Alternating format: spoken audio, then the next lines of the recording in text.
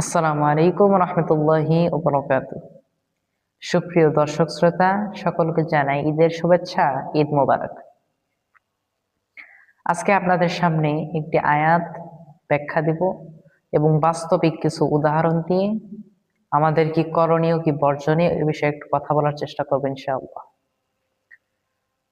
আয়াতটা হচ্ছে সূরাতুল বাকারার 183 নম্বর আয়াত, সকলেরই জানা।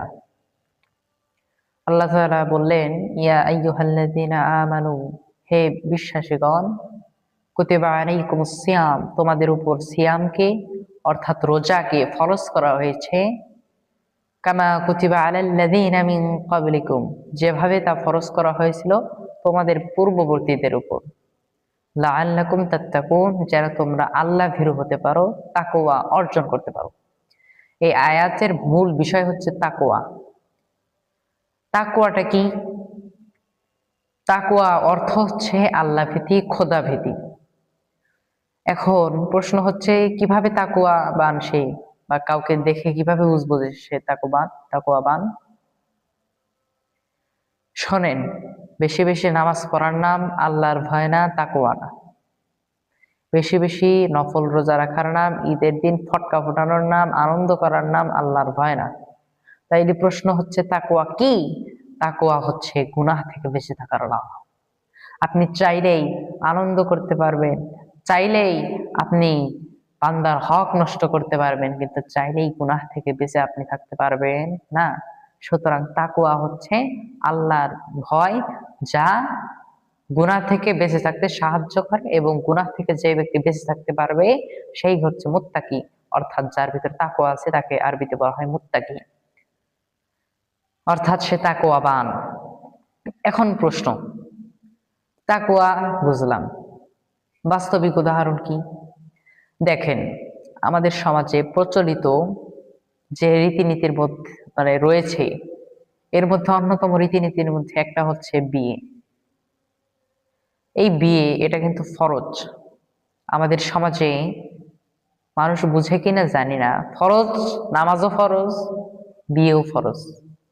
এখন ধর্মীয় রীতিনীতিতে আমাদের বিয়ে যেহেতু ফরজ, আমরা বিয়ে বাড়িতে বিয়ে করি প্রচন্ড পরিমাণে শব্দ দূষণ করে, বক্স বাজিয়ে। অথচ নামাজ একটা ধর্মীয় কাজ, সেখানে আমরা বক্স বাজাই না। কেন বাজাবো না? হ্যাঁ, এগুলো বাজানো যায়, একটা বিষয় আছে না? আরে বিষয় আছে মানে, তুমি মানুষকে কষ্ট দিয়ে বিয়ে বাড়িতে ফরজ কাজ করতে যায় তুমি যদি বক্স বাজাতে পারো, তাহলে তুমি নামাজে কেন বাজাতে পারবে না? প্রশ্নের উত্তর দাও। সুতরাং আসুন আমরা এই বক্স থেকে ফিরে থাকি, তাহলেই গোটা বিশ্বে প্রার্থিত সুখ, স্বাচ্ছন্দ্য ঘোষিত হবে। এখন প্রশ্ন হচ্ছে যে বিয়ে তো ফরজ কাজ, এটা থেকে আমরা বিরত থাকলাম, আর কি হয়? বিয়ে ছাড়াও এই যে দেখেন, আজকে ঈদের দিন অধিকাংশ স্থানে, আজকে দেখবেন আমাদের ডিমলায় অধিকাংশ স্থানে ছেলেপেলেরা যারা আছে, যুবকেরা, এরা মোটরসাইকেলে যাবে না, যেহেতু তেলের সংকট আমরা দেখতে পাচ্ছি বর্তমান সমাজে। তেলের সংকটের কারণে তারা মোটরসাইকেল নিয়ে হয়তো বা যাবে না, কেউ কেউ যাবে। তারা কি করবে? অটোতে করে ওপরে বক্স, ডেস্ক সেট 3-4টা বেঁধে বাজাতে বাজাতে ডালিয়া বেড়াতে যাবে, তিস্তা বেড়াতে যাবে, বাজাচ্ছে, রাস্তা দিয়ে যাচ্ছে। এখন রাস্তার সাইডে কিছু মানুষ থাকে না, বাড়ি করে থাকে, সেখানে এক ধরেন মুরব্বী মানুষ ঘুমিয়ে আছে।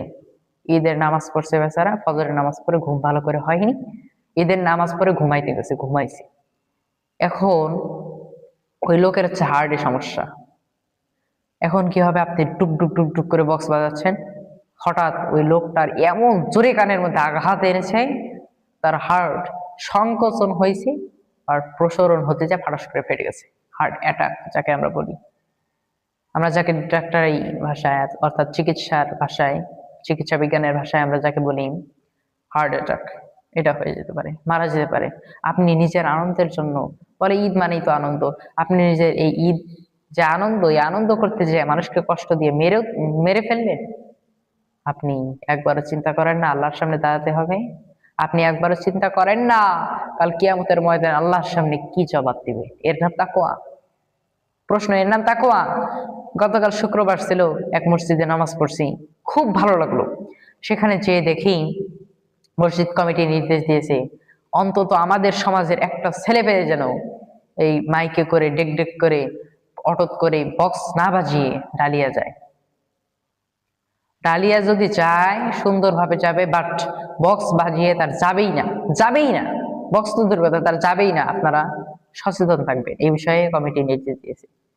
সো আমি ধন্যবাদ জানাচ্ছি সেখানকার মাননীয় ইমাম, তিনিও খুব ভালো ছিলেন, তিনিও আলহামদুলিল্লাহ ওই বিষয়ে আলোচনা করেছেন যে বক্স বাজিয়ে যাওয়া যাবে না। এছাড়া কমিটির সকলকেই আমি আন্তরিক ধন্যবাদ জ্ঞাপন করছি।